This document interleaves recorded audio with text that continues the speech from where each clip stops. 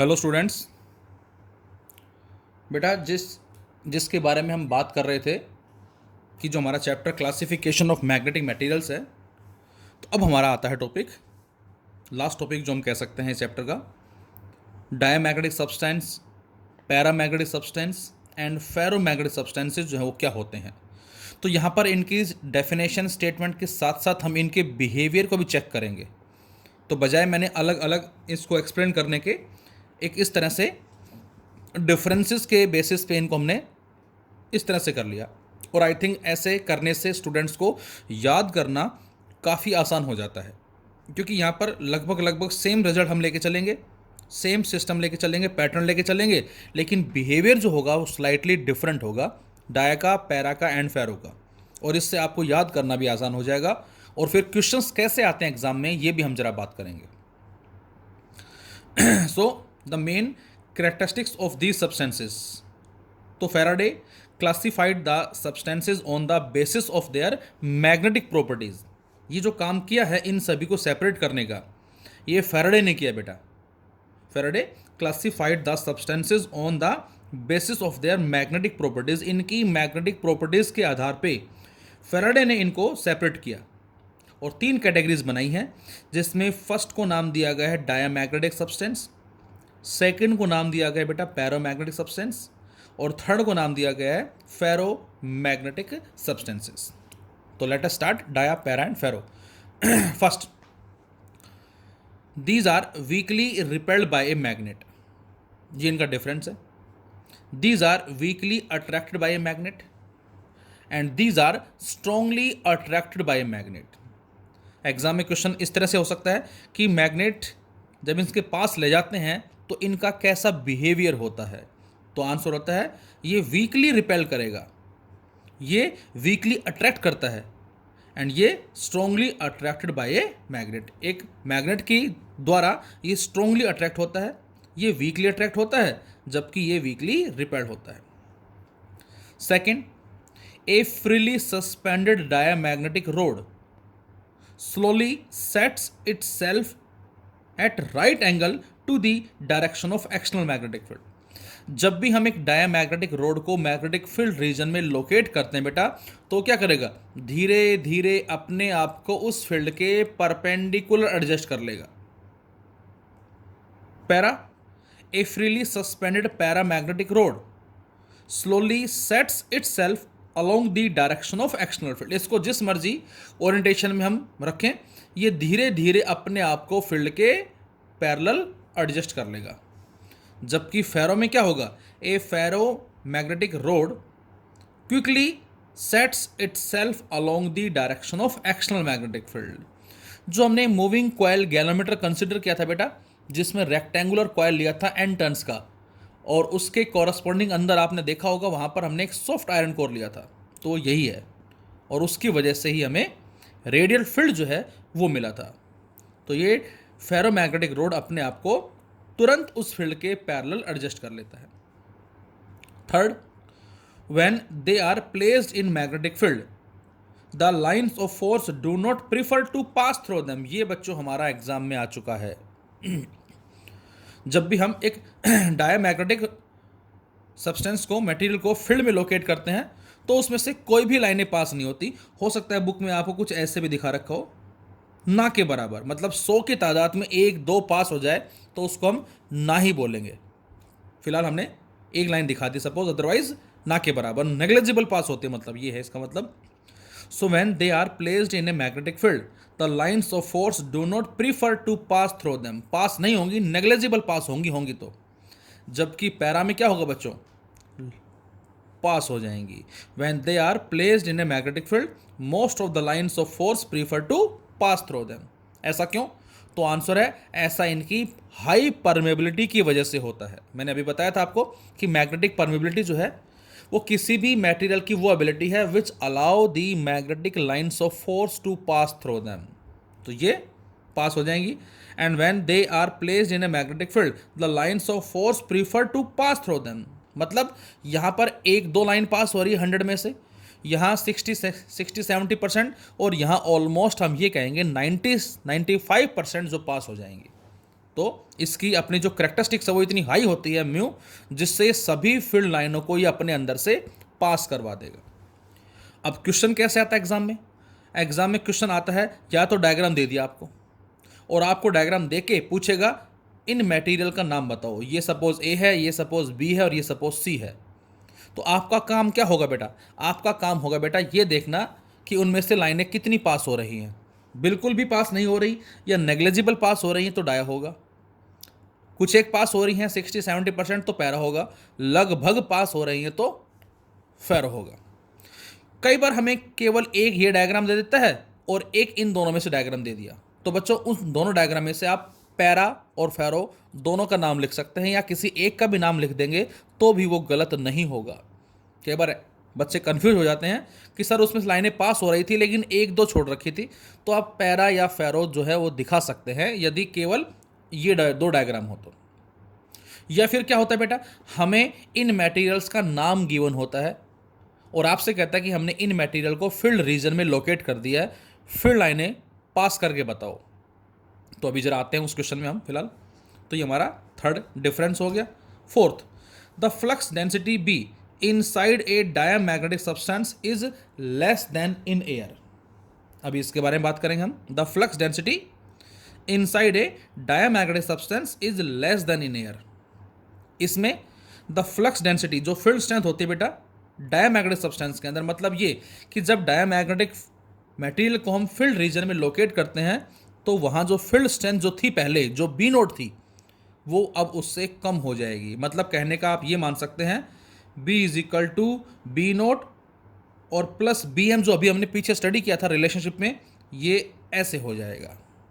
ये भी हमने एग्जाम में दिया था यूटी के अंदर क्वेश्चन कि डायमैग्नेटिक मटेरियल को जब हम लोकेट करते हैं फील्ड रीजन में तो फ्लक्स डेंसिटी पे क्या इफेक्ट पड़ता है, तो वो उसको डिक्रीज कर देती है। जबकि ये क्या करेंगे दोनों, B naught plus B M, ये भी इंक्रीज कर देगा और ये भी इंक्रीज कर देगा, B equal to B naught plus B M. तो इस रीजन की वजह से हमने कहा है कि flux density inside a diamagnetic substance is less then in air, इसमें ग्रेटर देन इन एयर और इसमें much more greater then in air. Next point number fifth. Point number fifth में कह रहा है हमसे the intensity of magnetization I has small negative value. अब बच्चों हमने जो रिलेशनशिप पढ़ी थी पिछले वीडियो में वो आई थी बेटा B is equal to mu naught into H plus I, लेकिन बच्चों यहाँ जो फील्ड है वो ऑलमोस्ट जीरो हो जाता है, और जब फील्ड ऑलमोस्ट हमारे पास जीरो होगा तो H plus I equal to zero and we can say I equal to minus H. और जब साई की वैल्यू जो कि आई बाई एच होती है उसमें हम इसको पुट करते हैं बच्चों, तो यहाँ वैल्यू क्या आती है, -1, नेगेटिव वैल्यू आती है। तो इस रीजन की वजह से हमने कहा है कि इस डाया के लिए आई भी नेगेटिव है और साई भी नेगेटिव है। Intensity of magnetization I has small negative value, जबकि पैरा के लिए क्या होती है, स्मॉल पॉजिटिव वैल्यू, और फेरो के लिए क्या होती है बच्चों, लार्ज पॉजिटिव वैल्यू। अगेन इस पे भी क्वेश्चन हमारे एग्जाम में आ चुके हैं। हमें यदि इंटेंसिटी की कोई न्यूमेरिकल वैल्यू दे दे, सपोज करें 2 पॉइंट समथिंग, 2.36 जो भी है आपको दे दिया, या फिर आपको बहुत बड़ी value they the positive value, और आपसे कहा जाए उस मटेरियल का नाम बताओ, तो आप देखेंगे कि वो प्लस है या माइनस है। यदि वो माइनस है, यदि वो नेगेटिव है आई की वैल्यू, तो उस केस में हम बोलेंगे क्या, वो डाया है।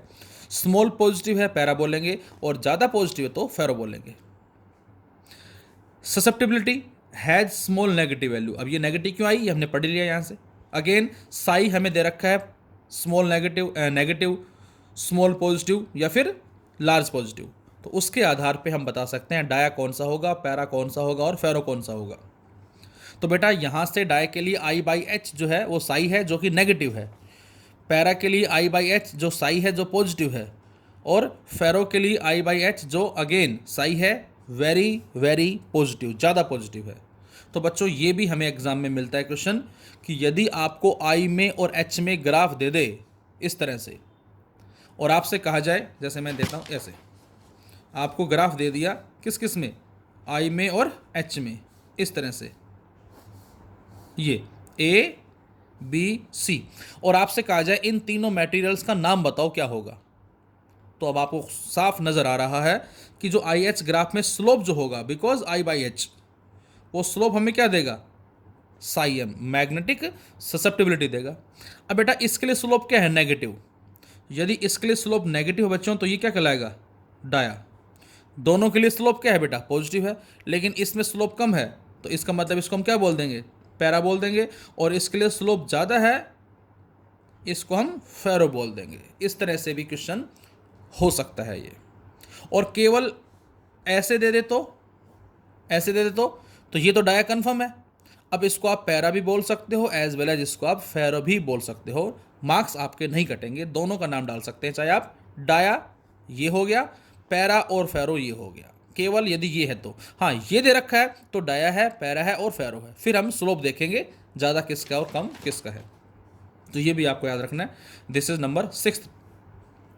7th, ये हमारे पास मैग्नेट्स हैं और बीच में हमने क्या किया, एक डाया मैग्नेटिक लिक्विड को किसी वेसल में पुट कर दिया है। इसके बीच में देखें जरा ध्यान से, ये स्लाइटली डिप्रेस हो रहा है, क्या, डाया मैग्नेटिक लिक्विड। लेकिन जैसे जैसे हम इन पोल पीस के डिस्टेंस को बढ़ाते जाते हैं, इंक्रीज करते जाते हैं, तो बीच में से जो डिप्रेशन है वो एक राइज का रूप ले लेता है। राइज का मतलब एक क्रस्ट की फॉर्म में आ जाता है। तो यहाँ पर डिप्रेशन है स्लाइटली, और ये डिप्रेशन घटता घटता बढ़ना शुरू हो जाता है, किस में, डाया में। पैरा के अंदर क्या होता है बेटा, पैरों में जब डिस्टेंस कम होता है नॉर्थ साउथ में, तो यहाँ पर डिप्रेशन है, इससे अपोजिट बिहेवियर, हाई कर्व मिलता है। लेकिन जैसे जैसे स्पेसिंग बढ़ती जाती है, वैसे वैसे मिड में से ये डिप्रेस होना शुरू हो जाता है। सेम बिहेवियर इसका है, लेकिन इसमें ये जो पीक है ये लेस होती है, ये पीक ज़्यादा होती है। ये डिप्रेशन कम है, ये डिप्रेशन इसमें ज़्यादा है, क्योंकि इसका बिहेवियर इनसे अपोजिट है। पहले डिप्रेशन फिर राइज, इसमें पहले राइज फिर डिप्रेशन, और इसमें पहले राइज फिर डिप्रेशन। लेकिन इसमें जो राइज कम है, इसमें राइज ज़्यादा, इसमें लेस डिप्रेशन, इसमें मोर डिप्रेशन। इस तरह से याद रख सकते हैं इसको। 8th नंबर इस, ये हमारे पास एक यू शेप ट्यूब है बेटा, और इस यू शेप ट्यूब में हमने एक डाया मैग्नेटिक लिक्विड को पुट किया, और जैसे ही हम नॉर्थ साउथ के थ्रू एक मैग्नेटिक फील्ड अप्लाई करते हैं, तो लिक्विड इस तरफ से इस तरफ जाना शुरू हो जाता है। मतलब राइट साइड में जो लेवल है वो धीरे धीरे राइज होना शुरू हो जाता है, and liquid moves from the strong field region to weak field region. ये स्ट्रॉन्ग फील्ड है, यहाँ वीक फील्ड है, तो स्ट्रॉन्ग फील्ड से वीक फील्ड की तरफ जाना शुरू हो जाएगा, और इस तरफ लेवल राइज हो जाएगा। जबकि उसी यू शेप ट्यूब में पैरामैग्नेटिक लिक्विड को लेके फील्ड अप्लाई करते हैं, तो इसमें राइट साइड में लेवल घटता है, इसमें स्लोली स्लोली राइज होगा, इसमें स्लोली स्लोली फॉल होगा, and liquid moves from weaker field region to stronger field region, धीरे धीरे। जबकि इसमें एकदम से होगा, क्विकली होगा, लेवल डिक्रीजेज फास्टर, और लिक्विड मूव करेगा वीकर फील्ड रीजन से स्ट्रॉन्गर फील्ड रीजन में। 9th, mu r is less than 1। इसके लिए mu r is greater than 1, और इसके लिए mu r is very very greater than 1, 10 की पावर 3 टू 10 की पावर 5। मैं आपसे कहता हूं the relative magnetic permeability is 0.2345। What is the name of material? अब 1 से छोटा है dia. The relative magnetic permeability is 2.3652, इस तरह से दे दिया तो आंसर होगा पैरो। लेकिन जब उसकी वैल्यू बहुत हाई देता है तो आंसर होगा फेरो। तो पैरा, फेरो, म्यू आर की वैल्यू ग्रेटर देन 1, और यहां पर म्यू आर की value very very greater than 1 होगी। 10th, इसके एग्जाम्पल्स ध्यान रहे, antimony, bismuth, copper, lead, gold, silver, diamond, zinc, quartz, H2O, alcohol, Hg, air, hydrogen, nitrogen and all inert gases like helium, neon, argon etcetera. जो मैंने अभी आपको बताया था पीछे क्वेश्चन में कि हमें आपसे कहा जाए कि एंटीमनी को मैग्नेटिक फील्ड रीजन में लोकेट कर दिया, मैग्नेटिक लाइन्स ऑफ फोर्स का पैटर्न जो है वो क्या होगा उसके बारे में बताएं। तो अब आप ये पैटर्न बना देंगे। सिल्वर को हमने लोकेट कर दिया, तो सिल्वर क्या है, डाया। पैरा के लिए aluminium, chromium, magnesium, lithium, platinum, tungsten, sodium, potassium, copper chloride as well as oxygen. और फेरो के लिए iron, cobalt, nickel, gadolinium, and a number of their alloys, और इसके अलॉयज। तो आपसे कहा जाए कि हमारे पास आयरन है और एल्यूमिनियम है, दोनों को अलग अलग हमने फील्ड रीजन में लोकेट कर दिया, फील्ड लाइंस का पैटर्न बताएं।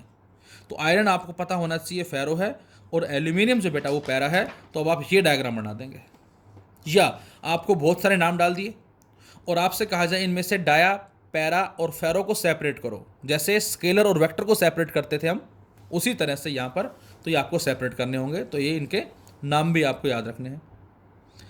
इसके अलावा जो डायामैग्नेटिक मटेरियल है बेटा वो टेम्परेचर इंडिपेंडेंट होता है, इस पर टेम्परेचर का कोई इफेक्ट नहीं होता, जबकि पैरामैग्नेटिक जो है वो टेम्परेचर डिपेंडेंट है, और फेरो जो है बच्चों ये भी टेम्परेचर डिपेंडेंट होता है, टेम्परेचर पे डिपेंड करने वाला जो हम बोल सकते हैं।